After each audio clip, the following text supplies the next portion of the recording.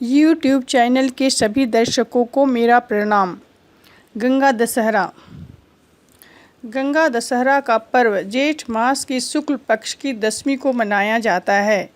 जेठ मास शुक्ल पक्ष की दशमी सोमवार तथा हस्त नक्षत्र होने पर यह तिथि घोर पापों को नष्ट करने वाली मानी गई है और इस बार 1 जून को सोमवार और हस्त नक्षत्र दोनों है। हस्त नक्षत्र में बुधवार के दिन गंगा का अवतरण हुआ था, इसलिए यह तिथि अधिक महत्वपूर्ण है। इस तिथि में स्नान, दान, तर्पण तथा 10 पापों का नाश होता है, इसलिए इसे दशहरा कहते हैं। इस दिन गंगा में स्नान का विशेष महत्व है।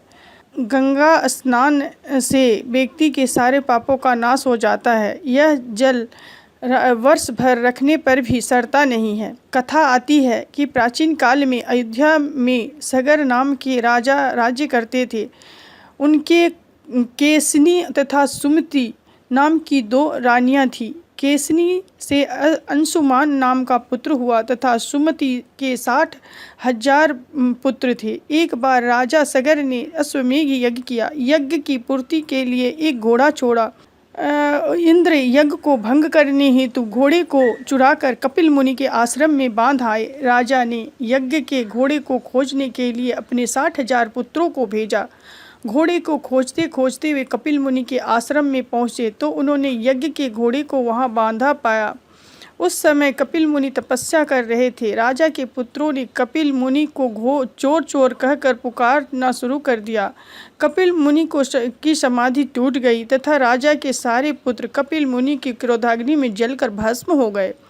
अंशुमान पिता की आज्ञा पाकर अपने भाइयों को खोजता हुआ जब मुनि के आश्रम में पहुंचा तो महात्मा गरुड़ ने उनके भाइयों के भस्म होने का सारा वृत्तांत कह सुनाया। गरुड़ जी ने अंशुमान को यह भी बताया कि यदि उनकी मुक्ति चाहते हो तो गंगा को स्वर्ग में से धरती पर लाना होगा। इस समय अश्व को लेकर जाकर अपने पिता के यज्ञ को पूर्ण कराओ। इसके बाद गंगा को पृथ्वी पर लाने का कार्य करना।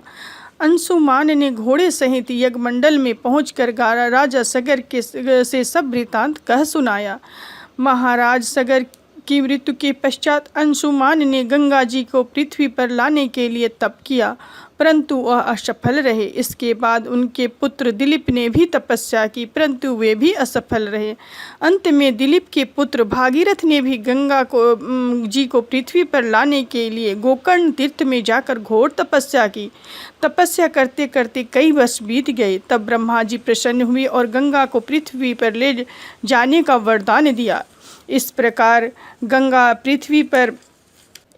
गंगा अनेक स्थलों से होकर पृथ्वी पर आई और कपिल मुनि के आश्रम में पहुंचकर सागर के 60,000 पुत्रों को भस्म हुए और शेषों को तार कर मुक्त किया। इस प्रकार ब्रह्मा जी ने प्रकट होकर भागीरथ के तप तथा उनके सगर के 60,000 पुत्रों के अमर होने का वर दिया तथा घोषित किया कि तुम्हारे नाम से गंगा जी का नाम भागीरथ होगा और इसलिए गंगा को भागीरथी भी कहते हैं। इस प्रकार गंगा दशहरा का बड़ा ही महत्व है और इस दिन गंगा पृथ्वी पर आई थी, इसलिए इसे गंगा दशहरा कहते हैं। नमस्कार।